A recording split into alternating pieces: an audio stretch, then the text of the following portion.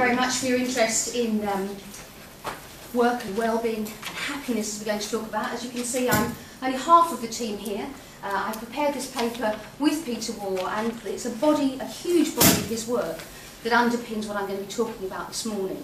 I'm not going to drown you in references, which actually is possible from this work, but I'm going to show you one key reference at the end I think you'll find really the most useful to you. If anything else in terms of material is talked about during the course of the presentation, there will be a reference for it. So this is my plan this morning. I'll move away from there so you can see appropriately. I'm going to talk about happiness and unhappiness in the news. Let's be topical. Let's see what's happening at the moment in this field. It's something that's close to all of us, no matter what discipline of applied psychology we're in. We can't also remove us from this frame. We can talk about our clients and the people we work with, but also we're within this process as well. What makes us happy and unhappy? So I think we'll look at both of those perspectives. And then offer you a few selected studies, and of course a few of those are mine. Why not? It's my opportunity to give you a notion of my work. And then look at some of the difficult things we have to consider when we measure well-being or happiness or happiness. Finally, a sort of quick look at the type of things that psychologists are doing, and you'll have to excuse me there, it won't be inclusive, it'll be some examples. And finally, a look towards the future for our challenges. So let's have a look at what's in the news at the moment. You're probably aware that the government has now encouraged us to look at the measurement of happiness within society. They're very interested in measuring this, I think, to see how policies go down with us or not. As psychologists, we're a little bit unsure about how this work's going to pan out, but I have to say, having looked into the detail of how the Office of National Statistics are measuring happiness, and Peter and I have looked at this in some depth, they've done a lot of consultation, they've picked some very good measures. So let's watch this space and see what happens. I don't know if any of you know this website, do you? Action for Happiness, some of you are nodding. It's quite a nice website. It contains a number of short exercises and things you can do. 3 things that may have made you happy today, record them and reflect upon those. The mission of this group, set up by Richard Laird, is the mission to make society happier. Much of the work that's on that site hasn't been tested. These interventions need to be explored, and that gives us a good deal of work to do for the future. People in this room, Christine Sprigg, for example, and others from the Institute of Work Psychology have been involved with the DOP in developing a white paper on work and well-being, well worth a read, available on the website. And really it focuses attention in terms of work and well-being as being everyone's responsibility in the workplace, particularly looking upwards as being the organisations and managers' responsibility as much as the individual's responsibility to maintain well-being at a good level. Recently you may have been involved in the BPS's initiative of sending letters. Did anybody send a letter? To encourage the government to secure appropriate resources for funding for mental health resources. So it was Wellbeing Week at that point. This caused a bit of stir, the UNICEF report on children's wellbeing. Remember this one? Yeah? UK children at the bottom of the list of 20 plus OECD countries. Fairly frightening, actually. Now, it was reported rather sort of dramatically, obviously, but actually do read Agnes Nairn's report that's on their website, because this report first came up in 2007, and she's done a detailed qualitative study looking at 3 countries, 2 in the top echelon of that group, which were Sweden and Spain, and us at the bottom, and looked at the differences, and parents amongst whom would find that quite interesting. Children wanted time with their families, they want happy, stable family lives, and they wanted to get on with things outside. Computer games and things like that were not on the list. So an interesting piece of work to read. And then finally, something else that hit the news a couple of weeks ago was the CIPD report on sickness absence. Hear about this one? Our sickness absence has gone down a little. On average in this country now it's 7.7 days per person, with a slight trend for higher sickness absence in public sector organisations. And the headlines were the causes of sickness absence were majorly minor illnesses, some perhaps sniffly colds, flu, that sort of thing, musculoskeletal injuries, and then finally after that stress. And however, that was reported fairly widely as the most important cause. Nevertheless, it's high up on that list, and I think that's the point that we should take note of. So let's pause for a moment. It's early in the morning. Have you thought about it today yet? What makes us happy? Have a think just for a moment for 2 things that make you happy in your life at the moment.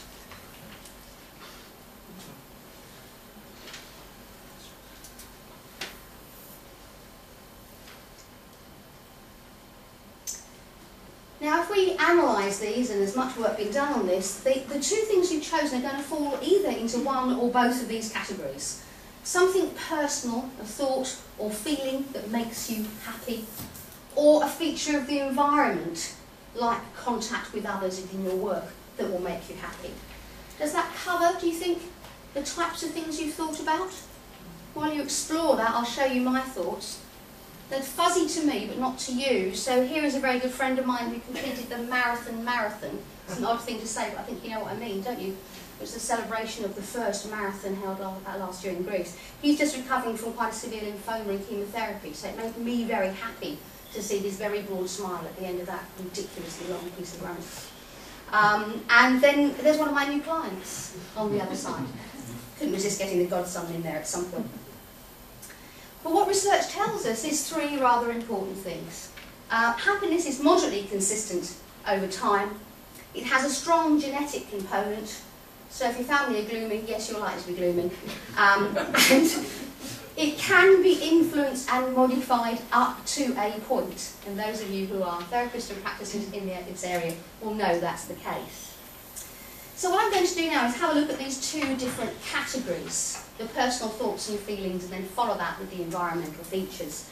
And here Peter has done a large amount of work looking at the judgments involved in our personal thoughts and feelings about whether they make us happy. And I'll just explain a few of those to you. Research tells us fairly clearly that there are long-term characteristics that we have that influence our happiness. So, for example, this one you can't really influence too much. Age has a U-shaped curve with happiness. You are happier at the beginning, the young ages, and the older ages. If I mention that bit now, I don't know. And you're least happy in the middle of your life. Perhaps it's because when you're working the hardest and you're really striving to get somewhere.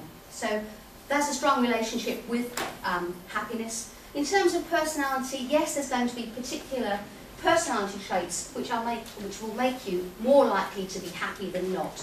So, for example, the neuroticism trait, which you're very familiar with, I'm sure. If you're going to be anxious in certain situations, you're much more likely to be less happy in those situations. And put someone with neuroticism in this position, they're going to be feeling pretty dodgy at the moment, I'm sure.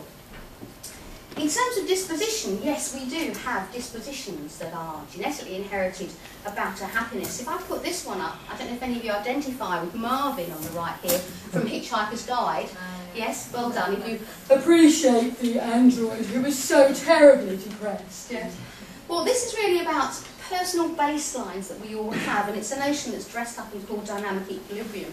But we all do have our baseline for happiness, which can be changed by certain events. So a marriage or getting a new job, all the things that are called a honeymoon period. But then after that honeymoon period's over, you do return to your baseline, wherever that is.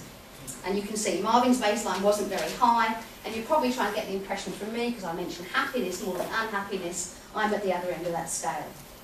Dispositionally, I'm quite happy.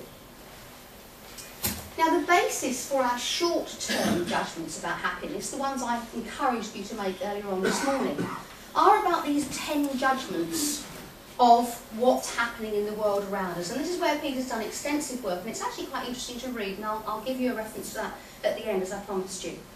Really, here we're comparing ourselves with other people or things that are happening to us. And I'll take the things bit first and come back to the people. If we compare ourselves with situations, so this morning I'm saying to myself, my tummy's a bit tight, I'm giving a presentation, but I've done this before, so it should be as I expect. And so that's the way that you control your emotion around what you're doing. You're comparing that with different situations. In terms of comparisons with people, this is actually quite an interesting one. And I'd probably try and take you to the Monty Python sketch. I look down on you because... Remember it? Yes. Yes? Well, if we're doing downward comparisons, we're usually much happier. If we do upward comparisons, it's not such good news. So how do we all feel? We heard about that couple who won 100 million on the lottery and were going to move to Chelsea. I got a bit spiky about how they're going to get on in Chelsea, but never mind. But that was an upward comparison, which clearly, you know, is a little more difficult for us to make. There's been some interesting research done, the study there I'm describing to you from '95, but I think very interesting, where these researchers looked at the happiness of Olympic medal winners. And they looked at gold, silver and bronze. And just think for a moment who would be the most unhappy in that group from the information I've given you at the moment. No. Silver, because they looked up and they weren't there. It was an upward comparison. Bronze just said, thank God I'm here. Yeah? So actually it was silver that was really the most unhappy in that situation. And there's obviously some links there with middle child. I'm sure you can go on with those types of comparisons. So, personal thoughts and feelings, there's much less work done in this area. The body of research in this area is much smaller. And now we're going to go on and look at the environmental features. But I thought I couldn't resist getting the Dalai Lama in there. None of this is particularly new. Happiness comes from within. It's about our own decisions and actions that we take.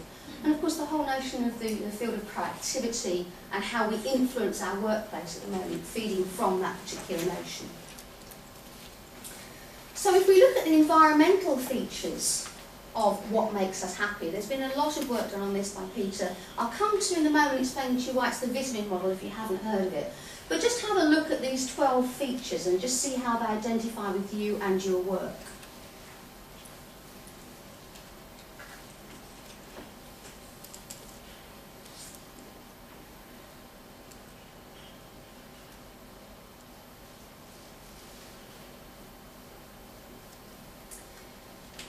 A good job will have a majority of these features, and many of them actually work for us outside the notion of work, and I'll explain that to you in a moment. But as you can see, I chose contact with others, because I think that's probably one of the nicest things I get out of my work, is I meet a variety of very different people like yourselves, we'll have some interesting conversation. That's a fantastic part that I enjoy about my work. The fact that you've chosen me to be one of your keynotes, yes, it's a valued social position, so thank you very much for that. That's a recognition of the work that I'm doing. I've had supportive supervision for doing this presentation from Peter. That's a tongue-in-cheek, actually, but it was supportive. And my colleagues are laughing at that one. I have a career outlook because I have a job that's associated with this type of work. And John and I will be talking later this morning about career, particularly later in your lifespan career opportunities. So here are our 12 features that I think you can identify with. And clarity of outcome, clearly an important one amongst those. So why are they called vitamins? Can you think of the notion of a vitamin, what it means? It means you can take some and it's useful to you, but if you take more, you actually don't get a great deal more benefit. So this is rather a simple, nice way of saying that there is not a linear relationship between these environmental features and happiness. In other words, the more and more contact with people you don't get happier and happier. In fact, at one point you get swamped, won't you? Even I, as quite a gregarious person, will have too many people that I'm talking to simultaneously. So that's why the vitamin model is the model that it is, that there is a benefit, an increment up to a point, and beyond that you can have too much of those particular features. So using that as our model, I'm going to continue and look at some research.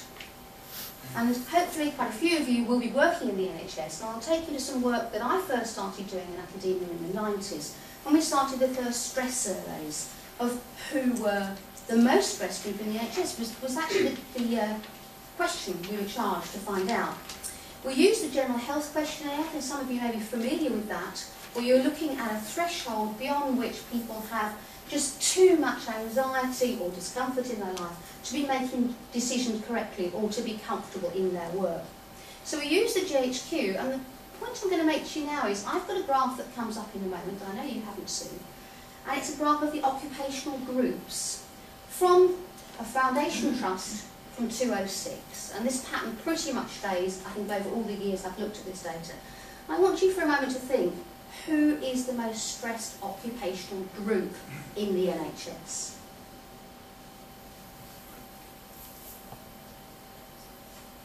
What does my graph say? It says managers. Did you think that? Who did you think it was? Psychologists. Psychologists, yes. Unfortunately, we fit in allied health professionals. We're there, but we're not the most stressed, are we? And I think interestingly, look who's one of the least stressed. Sorry, I'm saying it around. Doctors. Yeah? But there's a huge amount of control in those people's work, and although actually managers are pretty stressed, not only do they have a difficult job, but they're not actually the most liked people in healthcare, are they? Everyone does like to shift the blame on them.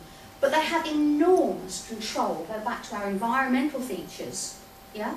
They have enormous opportunity for personal control within their work. So actually they have very high job satisfaction, which enables them to develop the resilience that we're very much looking at the moment. So that was the work that brought me into academia in the 90s, when I actually was made redundant from the health service. And from that point I thought, okay, much of this work is very interesting, but it's involved, it talks about individuals, and we all work together in groups and teams, and there's lots of team working going on in the NHS. And as we were doing the research work that I was involved in, I was charged with looking at the team perspective of NHS work, and I noticed that the well-being of people in teams was actually higher than those of individuals. So my question was, why? And so I conducted a study in 4 NHS trusts with quite a large number of people, as you can see, to find out who were the people that were least stressed and why. Now, if you look at this graph, which actually one needs to look at in reverse order, because this is strain, again mentioned by the GHQ, the orange block are the team members who are significantly less stressed, in fact often have the greatest job satisfaction, than people who work in a pseudo-team. Bear with me for a moment, I'll explain what that is to you. And those who work alone.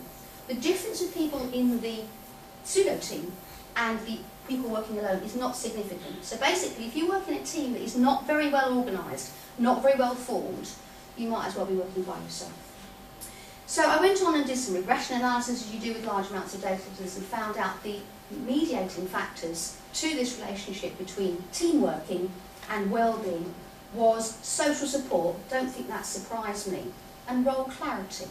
That probably did surprise me, because it was role clarity from peers. So that's what the team members were getting from their relationship with others, was actually how to do their job and feedback on their job.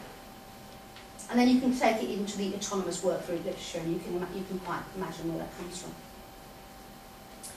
So I then wanted to unpick, well, what is it about this clearly defined team that's associated with good sense of well-being, lower strain and higher job satisfaction? And there were these 4 factors that basically teams all need to share. Drop one and you become the pseudo-team. Okay, so you need all 4 ticks in this box really to be called a clearly defined team with strong well-being. People need to appreciate the shared objectives of the team, what we're doing here together. Within that, they need to know their own roles and what value those roles are within that organisation or within that team. They need to have to work together. They're interdependent. And I think that for me is one of the key differences with healthcare teams, is often they're associations of people who want to work together, but they may not have to work together for their particular work function. And finally, they have a known identity. And this for me is actually one of the quickest ways you can identify if you're working with a clearly defined team, is you say to 3 or 4 people independently, what's your team name? And if it's Ward 12 or acute care and nothing much comes out, then you know probably actually they haven't got a strong team identity. So building on this work, as I have done over the last 10 years, I've been very interested now in thinking, well, okay, there's a big continuum between the people that work by themselves, the people that work in sort of loose associations, people that work in pairs, and the people that work in clearly defined teams. And my work now looks at complex systems. And the one I thought I'd describe to you is the work that's been done with changing the way heart attacks are treated in this country. So I think you're probably aware, are you, that angioplasty was introduced in the UK, or certainly into England, in about 2005. And I was involved in the angioplasty project that evaluated that and found it a cost-effective in terms of finance and in terms of quality of individual's life way of treating people compared to what were called clot-busting drugs that were given by people in the ambulance service. I'm making sense to some of you, yeah? So in other words, nowadays, if you have a heart attack, you call an ambulance, it's going to whiz you to an acute centre, to a cath lab. They're going to insert what's called a stent, often 3 or 4 of them actually, into the artery that's actually occluded in your heart. You'll then spend a couple of hours in the critical care unit, the cardiac unit, and then perhaps move on to a cardiac ward for a day, maybe even less. And that ward, if you're in a busy area, will often be in a peripheral hospital, in a regional hospital. And then you're home within about 2 days, compared to the week that it used to be. Now, as a work psychologist, this change in the system of working was absolutely fascinating to me, and I have to say quite a struggle for many of the staff. Because many of the staff involved in this system had got used to elective working, 9 to 5 working. And I have to tell you, if you're a healthcare worker, you can land a 9 to 5 job, you're incredibly happy. Because there's really not many of them around. Everybody's involved in shift work. But you start dropping emergency care. So, for example, when I was doing this particular work, the busiest centre in the country was Leeds, and they may pick up to 23 cases over a weekend. And a lot of the services in the hospital weren't fully operational during the weekend. So this was a big change from plodding, elective, organised work to, frankly, dropping in emergencies any time of the day or night. So, in talking to these various people, the first group I spoke to were the ambulance crew, and these are usually 2 people that work together. We call that a dyad. And they really had some problems with their vitamins. If you look at it, they actually lost their position. They were actually very key workers in this field. They would be actually arriving to someone's home and giving them the clot-busting drugs. And now they're being told, forget your training, we don't need you, this isn't how it's done now, but you must take this person as quickly as you can to this special hospital. And actually some of the ambulance services across the UK that are unionised and fairly militant really didn't like this and told us so. But when they met the cath lab teams in these specific hospitals, there were 9 of them running when I did this study, there's a lot more obviously now. They were fantastic. They were bringing them into the cath lab, showing them the work was done, and enabling them to take part in that work, saying you still have got a valued part within this. If you haven't got this person here in the time you've had, this treatment would not be worthwhile. And one of the fantastic things about working in healthcare is there are good objective measures you can use to look at wellbeing against. And for example, if you don't have your angioplasty within 120 minutes, you might as well not have it, you might as well have a clot-busting drugs. So the cath lab staff enabled the ambulance staff to see they were still part of this valuable team. If I then move on to the people in the cath lab, you've usually got a consultant interventional cardiologist, and as this was the growing new discipline, everyone wanted to do this job, even from the peripheral hospitals. They were really keen to do it, so that was their valued social position being developed. There were 2 nurses who were extraordinarily busy because in the time they do this work, multiple tasks going on simultaneously. There was a cardiac technician monitoring gases, again a very difficult technical job, and a radiographer taking real-life X-ray pictures at the time. Now, if you look at those and you know anything about the occupational groups in healthcare, every one of those people works under different paying conditions. At 3 AM in the morning, when they're all assembled working in Leeds, every one of them is being paid differently. And actually, 3 of them can't get in the car park because only doctors are allowed in the car park at night. So actually, there were enormous problems about maintaining equity. And you know, it was one of the biggest problems to get round. Really hard to try and encourage personnel to think there's an issue here, or human resources. Come on, give these people that are doing this 24-hour working a pass and can get into the car park over the weekend. So maintaining equity was a very, very important issue for those individuals. Okay, there were some studies. There's a publication on that particular one if you're interested. What I want to look at now is something a little bit more general, is to say, well, okay, we've talked about work. What about people's well-being? I'm sure that's doing that. What is it about people's well-being when they're not working? Because we have to look at our population now. More and more people aren't working for a number of reasons, or aren't working full-time. And if we go back to our environmental features, if you look at those 3 that have been sort of lightened out, equity, supported supervision and career outlook, if we remove those, you're left with what Peter calls the needed 9, which here, regardless of what we're doing in our life, are important to us. And actually, if you think about the situation whereby you may have just lost your job and you're looking for some work, the opportunity for personal control in your life appears to have been taken away from you. Let's get a bit more serious. We've got large homeless populations across the country, particularly in the north. If you don't have an adequate income, your physical security is going to be reduced. And if we move that on, there is a very, very strong link between not just unemployment, but job insecurity and unhappiness. If we look at studies where we ask people, do you think you might lose your job? And the people that said possibly, compared to the people that said no, there's an enormous difference in those people's well-being. If you think you may, in the next year, lose your job, or you're in under the risk situation if redundancies are coming up, it's a very, very unhappy place to be. But unemployment is associated with a huge amount of unhappiness. End of. You can see the t-value there, it's enormous. And that was a sample from outside the UK, actually, so very much validating the type of results we're seeing. The sort of thing that makes people very unhappy, that's associated with even more unhappiness with a not working population, is if you're in that middle age group and you're striving to get your best income. And so your clients in this situation who are in that middle age group, very, very unhappy. Those of them obviously are ill and are thinking, well, maybe I won't get another job because of my illness, because of what's happening to me in my life cycle. And the other one which you probably puzzle about on many occasions is some people seem much, much more motivated than others to get work. Actually, it's the people that are the most motivated, that are doing hundreds of job searches, that are really banging their head against the brick wall. They're the ones that really are the most unhappy. Happiness and unhappiness, you see, is actually quite a lot of different things and different levels to different people. And really the most important part to know about it is it's about salience, what it means for you. And the last 2 points on here I think really clarify that. Retired people, on average, are as happy as people working. If they're retired because they want to be retired, not because they have to be retired. I think we're seeing quite a changing trend there now. There's quite a lot of people at retirement age working for a few more years because they choose to do it. Then they're quite happy about that. Work that John's looking at the moment, if they have to do that, that may be quite a different thing. On average, women who stay at home are as happy as women who work, if that's their preferred position. If it's not your preferred position, then you certainly won't be happy about that particular situation.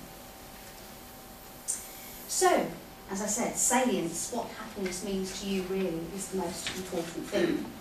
Now I have to introduce you to some science. Now there is no meaning about why some of these blobs are bigger than the others. I couldn't fit the words in, that's everything. So they're all equal importance, okay? Again, from Peter's work, and he has a very detailed paper coming out on this in the next few months. But these are the important steps to measure well-being, whether it's happiness, unhappiness, burnout, any of the other concepts that we talk about. We need to go through these important questions. Do we know exactly what we're measuring? Is it a generalistic sense or not? We need to know exactly the concept we want to measure. Are we looking at general or specific time periods? So for example, you could say, how do you feel today? I was saying, what did you think about? How happy are you this morning? That was this morning's time slot. My GHQ looked at the symptomology over the last month. Some people will be doing studies on emotions that will actually look at 3 times in a day. You need to be specific about your time slot that you're looking at. Tell people, consider the fluctuations in your happiness or unhappiness during that period of time. Are you looking at a general notion of well-being? Often job satisfaction is looked at in very much a general way, or it can be divided into 16 specific facets. So are you looking at a specific facet, your happiness at work with your pay and conditions? That's usually pretty low actually on most of the job satisfaction scales. Are you happy with management? That's usually low actually. But yes, are you looking at a general notion of well-being, or are you looking at a specific aspect of it? And then finally, are you looking at positive or negative aspects, or both? And this is where the trend in this work is changing a little bit at the moment. We were pretty much, when I started in this work in the 90s, associated around the negative side. We're moving much more towards the positive side. And many of the measures that we're using now, and one that I'll show you at the end of my presentation, pretty much looks at measuring positive affect and negative affect in the same scale. So looking at both of those themes of emotion. And then finally, are you going to look at a combination of domains? So if you're going to measure your 16, are you going to average across those 16? Or are we going to look at the fluctuation between different groups? And the work I've done in healthcare is really quite interesting, particularly if we talked about pay and conditions, to look between different occupational groups on the aspects of job satisfaction. So, some science there about how to measure well-being. My little caution there is one that I get more and more amazed about the more I do this work, is whatever you do and whatever scale you use to measure whatever aspect of well-being, compare it to the right normative data. I've just been involved in the emergency department. I do quite a lot of work with trauma groups, as Tracy Ty's going to talk about later on this morning. And they were being compared with a general household survey. Can you take breaks when you want? Well, actually, if you're at home, yes, I think you can probably have a cup of tea most of the time, unless the baby's crying or whatever. In an emergency department, I don't think you can. So their data was extraordinarily skewed, and they were actually being held to account about this because the wrong norm was being used. I think that was particularly unfair. So, moving on to what psychologists are doing, and as I said to you earlier, this is a snapshot. I certainly couldn't go through all the work that you're doing and your colleagues. We're doing a lot as psychologists. But of course, if we look at work psychology, it's the area I can talk most easily about. There's an awful lot happening, particularly in the design of good jobs. And I think for us now, I mean, it's actually the byline of the European Association of Work and Organisational Psychology, that everybody should have the opportunity for a good job. It has those vitamins that I've talked about. It's broad enough in scope to interest people, give an opportunity for influence, not a narrow, dull job. As I meet people in work and listen to different people's jobs, I have to say I think there's still a lot of narrow, dull jobs around, which is really quite uncomfortable. And some people that have such wide laterality in their jobs, and I think we can probably associate with that as psychologists, so much you can do, it's hard to see the edges of it anyway to have a break. You just have to be very strong, so that's when I'm having a break. We're doing a lot of work about the changing ways of working. Karen Axe will be talking to you later about new ways of working, particularly about working virtually and some of the positive and difficult things that is associated with our way of working. I've shown you some work about complex systems and how we can look at improving work within a particular system. And improving workplace relationships. One of the things we love about work is we actually do go to work and meet other people, but sometimes those relationships aren't always positive. And Christine Spriggs will be talking later about some of the bullying and the bad behaviour that happens in the workplace that makes us all very uncomfortable and most certainly affects our well-being. If we then move on to psychologists, and many psychologists doing working therapy, and many groups of people associated with psychologists, new psychological therapies such as cognitive behavioural therapy are really helping people's lives. I think we know that is a given, but we are championing that work, and it's really got the name of psychologists known very well in society nowadays. Not my area, so I'll leave it at that and just say well done. Certainly our conceptual understanding of what well-being is now is changing. We're looking at notions of flow. I think you're probably aware of flow from the work of Csikszentmihalyi some years ago, yeah? But when you're in a zone, I think I'm almost there, I'll come off the end of it in a minute, but I'm almost in the zone at the moment talking about this work. And you get an incredible feeling of well-being when you are in that zone and have flow at that point. And that enables you to be resilient about those reports I've got to read this afternoon, I really don't know what to do, and that just takes you through that. But there's a lot of very good work going on at the moment in complex studies looking at changes in well-being and performance over time. And that's where we need to be going, and I'll move on to that point in a moment. Because it's probably actually how we feel in terms of our happiness and our well-being that fuels how we work, rather than the fact that we work well fueling our happiness. So we're actually doing enough longitudinal studies now we can actually start to look at some causal notions. And then finally, as promised, a lot of work going on in terms of measurement, and there's some new and very appropriate way of measurement that Peter and Sharon Parker are developing at the moment. My colleagues will be fairly familiar with this, but they're developing this particular field into a greater extent, using 3 axes of measurement. Can you see 3 axes through here? 1 to 2, pleasure to displeasure, or the other way around. That's around job satisfaction. We can then go the other way, the arousal, so flow is fitting onto this one really, if you're in that high box of arousal or at the bottom. And then you've got depression to enthusiasm going through there, and anxiety and discomfort. So quite a complex model of how to measure the whole notion of well-being. And if you look very simply at this model, you can say on your left you've got the negative senses, on your right you've got the positive senses, and then you've got the low activity at the bottom, very logically, and the high activity at the top. So I'm hoping very much I'm going to be on the right side of bored, because bored can be happy. Tomorrow, Saturday, isn't it? I haven't had one of those for a while, looking forward to that, so I hope I'm going to be happily bored tomorrow.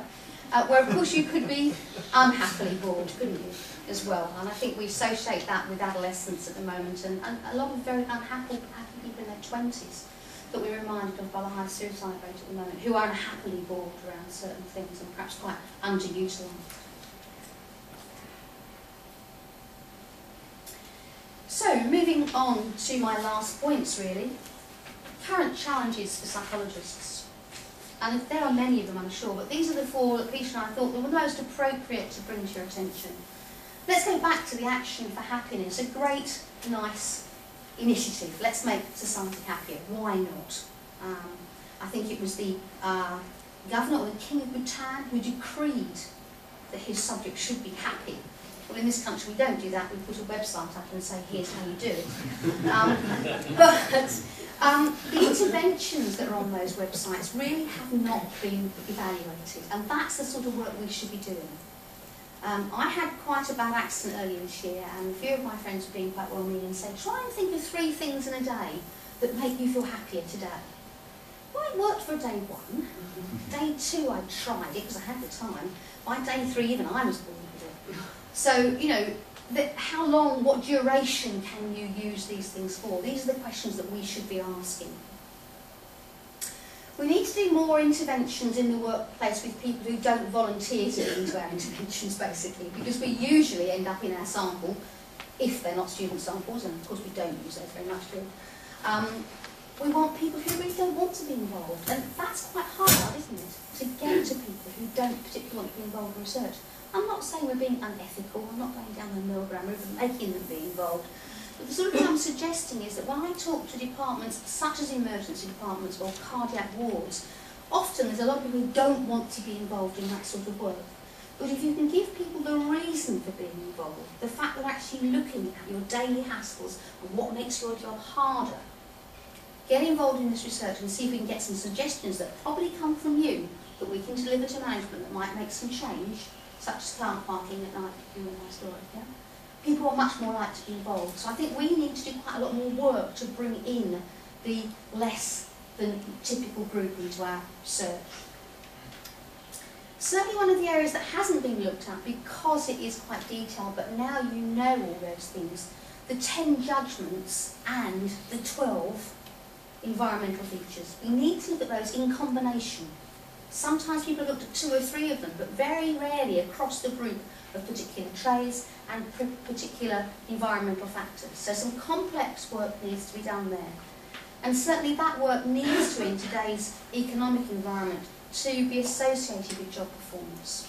If we don't look at it in relation to that, then we're really missing out the fact that, you know, we can't help it, we've got to produce in this country at the moment, and that is the way forward. So, there are my final points to say to you. The study of wellbeing is certainly here to stay across our disciplines, and we as psychologists are going to take a major role in this. That's the only thing Google will give me for psychologists, is a woman sitting behind the desk. So I don't know if you associate with her at all. But certainly, yes, we're going to have a major role in understanding the complexity of this world of work and how people can maintain a good level of happiness and resilience within that. Peter and I have been very happy to enter into any correspondence you want to about this particular work. Here's the reference I'm going to give you. It's a book that Peter wrote last year, available on Amazon. Here's a shameless plug for him. It's written by, and unusual for Peter, who is a very detailed, conscious researcher, with a journalist. And he really rather enjoyed writing with Guy. And so this book is extraordinarily readable, and I would suggest if you want to know more about the points that we made today, this is quite a good read for you. What does amuse Peter about this is this cover, and I don't know if that's the best cover for the UK, but that's the UK cover. If you compare the cover with the other countries, it's been translated and is now offered, I think, in something like 17 other countries now. The cover for Italy is a very large glass of wine. And Peter was puzzled by this, didn't quite understand why this was the case, and so asked me to consult with one of my Italian friends. And working on the EBOT committee, it wasn't hard for me to talk to one of my friends, and I said, Salo, why would you, not thinking myself, have a large glass of wine on a book about happiness? Ah, he said, the joy of life, joie de vivre, as we'd say, is obviously why. Last shameless plug for our conference at IWP. Please come along, an excellent conference, and thank you very much for listening to me today.